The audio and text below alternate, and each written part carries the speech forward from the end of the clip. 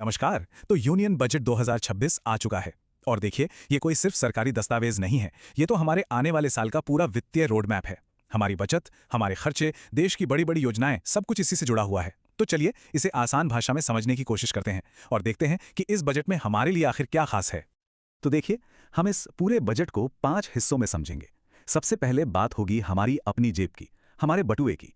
फिर देखेंगे कि व्यापार को क्या बढ़ावा मिला है। इसके बाद कल का भारत कैसे बन रहा है, उस पर नजर डालेंगे। फिर आएंगे देश के बही खाते, यानी बड़े बड़े आंकड़ों पर। और आखिर में बात करेंगे एक बड़े व्यापक दृष्टिकोण की। फाइनेंस मिनिस्टर के ये शब्द आप कह सकते हैं कि इस बजट की आत्मा है। जब युवा शक्ति पर इतना जोर दिया जा रहा है तो इसका मतलब साफ है कि सरकार का फोकस विकास, अवसरों और सबको साथ लेकर चलने पर है। तो चलिए अब देखते हैं कि ये जो सोच है वो बजट की घोषणाओं में आखिर झलकती कैसे है। तो चलिए शुरू करते हैं उस हिस्से से जो हम सबको सबसे ज्यादा छूता है, हमारा पैसा। देखते हैं कि ये बजट हमारी बचत और हमारे खर्चों पर कैसे असर डालेगा। तो भाई, जो लोग शेयर बाजार में ट्रेड करते हैं उनके लिए एक थोड़ी चौंकाने वाली खबर है। सरकार ने फ्यूचर्स और ऑप्शंस पर लगने वाले सिक्योरिटीज ट्रांजैक्शन टैक्स यानी एसटीटी को बढ़ा दिया है। इसका सीधा मतलब यह है कि अब हर ट्रेड पर लागत थोड़ी और बढ़ जाएगी। ये चीज खासकर उन ट्रेडर्स को प्रभावित कर सकती है जो दिन में कई कई सौदे करते हैं। लेकिन जहां एक तरफ टैक्स बढ़ा है, वहीं दूसरी तरफ एक बहुत बड़ी राहत भी मिली है। विदेश यात्रा हो या फिर पढ़ाई और इलाज के लिए विदेश पैसे भेजने हो, इन पर जो टैक्स कलेक्टेड एट सोर्स यानी टीसीएस लगता था, वो अब काफी कम हो गया है। पहले जो दरें 20% तक थीं, उन्हें घटाकर अब हर रकम पर फ्लैट 2% कर दिया गया है। इससे उन लोगों को बड़ी राहत मिलेगी जो विदेश जाने की योजना बना रहे हैं। उनका शुरुआती खर्च काफी कम हो जाएगा। टैक्स पेयर्स के लिए भी एक छोटी लेकिन बहुत काम की राहत है। अब अगर किसी के टैक्स रिटर्न में कोई गलती हो जाती है तो उसे सुधारने के लिए 31 मार्च तक का समय मिलेगा। हाँ, एक बात ध्यान रखने वाली है कि दिसंबर के बाद ऐसा करने पर एक छोटी सी लेट फीस लगेगी, पर समय तो मिल ही जाएगा। चलिए अब पर्सनल फाइनेंस से आगे बढ़ते हैं और देखते हैं कि देश के बिजनेस और कंपनियों के लिए इस बजट में क्या है। क्योंकि जाहिर है, जब वो बढ़ेंगे तभी तो अर्थव्यवस्था को रफ्तार मिलेगी। 10,000 करोड़ रुपए, जी हाँ, ये एक बहुत बड़ा आंकड़ा है। और ये रकम सरकार छोटे और मध्यम उद्योगों यानी एमएसएमईज को सहारा देने के लिए एक नए एसएमई ग्रोथ फंड में डाल रही है।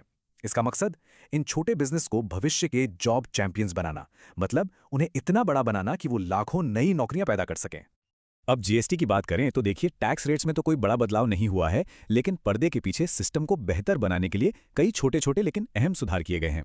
इन बदलावों का एक ही मकसद है, नियम आसान हो, कंपनियों के हाथ में कैश फ्लो बेहतर हो और जो लोग सामान एक्सपोर्ट करते हैं उनके लिए प्रोसेस और भी ज्यादा क्लियर हो। आईटी सेक्टर के लिए एक शब्द काफी चर्चा में है, सेफ हार्बर। ये असल में है क्या? ये समझिए कि टैक्स विवादों से बचने का एक आसान रास्ता है। सरकार ने इसमें एक बहुत बड़ा बदलाव किया है। इसकी जो लिमिट पहले 300 करोड़ रुपए थी, उसे अब बढ़ाकर 2,000 करोड़ रुपए कर दिया गया है। मतलब अब और भी ज्यादा बड़ी आईटी कंपनियां इस आसान नियम का फायदा उठा पाएंगी। और जाहिर है, इससे उनका समय और पैसा दोनों बचेगा। चलिए अब जूम आउट करते हैं और बात करते हैं उन बड़ी योजनाओं की जो आने वाले कल के भारत की नींव रख रही हैं। यानी देश के इंफ्रास्ट्रक्चर और इनोवेशन में जो बड़े बड़े निवेश हो रहे हैं उनकी। कनेक्टिविटी को एक बिल्कुल नई रफ्तार देने के लिए 7 नए हाई स्पीड रेल कॉरिडोर का ऐलान हुआ है। ये कॉरिडोर देश के बड़े बड़े फाइनेंशियल, टेक और मैन्युफैक्चरिंग हब्स को आपस में जोड़ेंगे। इससे न सिर्फ सफर तेज होगा, बल्कि व्यापार में भी एक नई क्रांति आने की उम्मीद है। सरकार ने देश के इंडस्ट्रियल ग्रोथ के लिए एक 6 पॉइंट प्लान सामने रखा है। और ये सिर्फ एक लिस्ट नहीं है, बल्कि एक पूरी सोची समझी स्ट्रैटेजी है। इसमें नए उद्योगों को बढ़ावा देने से लेकर पुराने सेक्टर्स में नई जान फूंकने तक और शहरों को इकोनॉमिक हब बनाने तक हर पहलू पर फोकस किया गया है। चलिए अब बात करते हैं देश की बैलेंस शीट की, यानी उन बड़े बड़े आंकड़ों की। ये नंबर्स हमें बताते हैं कि देश की आर्थिक सेहत कैसी है और सरकार अपना पैसा कहां कहां खर्च करने की योजना बना रही है। 12.2 लाख करोड़ रुपए, ये आंकड़ा है सरकार के कैपिटल एक्सपेंडिचर यानी कैपेक्स का। अब आसान भाषा में समझें तो ये वो पैसा है जो नई सड़कों, पोर्ट्स, पुलों और रेलवे लाइनों जैसी चीजें बनाने पर खर्च होगा। ये एक रिकॉर्ड तोड़ निवेश है जो आने वाले कल के विकास की नींव रखेगा। और हाँ, ये खर्च कोई एक बार की बात नहीं है। ये चार्ट साफ साफ दिखा रहा है कि सरकार साल दर साल इंफ्रास्ट्रक्चर पर अपना खर्च लगातार बढ़ाती जा रही है। ये एक साफ संकेत है कि देश के विकास के लिए सरकार का सबसे बड़ा दांव इंफ्रास्ट्रक्चर पर ही लगा है। अब बात करते हैं फिस्कल डेफिसिट, यानी राजकोषीय घाटे की। इसे आप सरकार की आमदनी और खर्च के बीच का गैप समझ सकते हैं। लक्ष्य है इसे जीडीपी के 4.3% तक रखने का। यह आंकड़ा यह दिखाता है कि इतने बड़े बड़े खर्चों के बावजूद सरकार वित्तीय अनुशासन बनाए रखने की पूरी कोशिश कर रही है।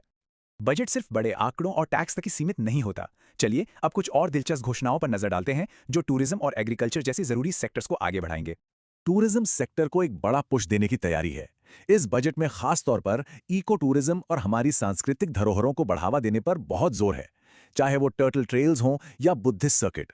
कोशिश यही है कि देश विदेश से आने वाले लोग भारत की अनूठी खूबसूरती का अनुभव कर सकें। एग्रीकल्चरल सेक्टर में भी कई अहम कदम उठाए गए हैं। किसानों को पारंपरिक फसलों से हटकर ज्यादा कीमत वाली फसलें उगाने के लिए प्रोत्साहित किया जा रहा है। साथ ही मछली पालन उद्योग को भी बड़ा बढ़ावा दिया गया है। इसमें एक बड़ा कदम ये भी है कि भारतीय मछुआरों द्वारा पकड़ी गई मछली को ड्यूटी फ्री कर दिया गया है। तो कुल मिलाकर देखें तो ये बजट बड़े खर्च और उससे भी बड़ी महत्वाकांक्षाओं का एक मिक्सचर है। एक तरफ इंफ्रास्ट्रक्चर पर रिकॉर्ड तोड़ निवेश है, तो दूसरी तरफ कुछ सेक्टर्स में राहत भी दी गई है। ये सारे कदम एक बड़े लक्ष्य विकसित भारत का हिस्सा हैं। लेकिन असली सवाल तो यही है कि क्या ये रास्ता हमें 2047 की उस मंजिल तक पहुंचा पाएगा? इसका जवाब तो खैर आने वाला वक्त ही देगा।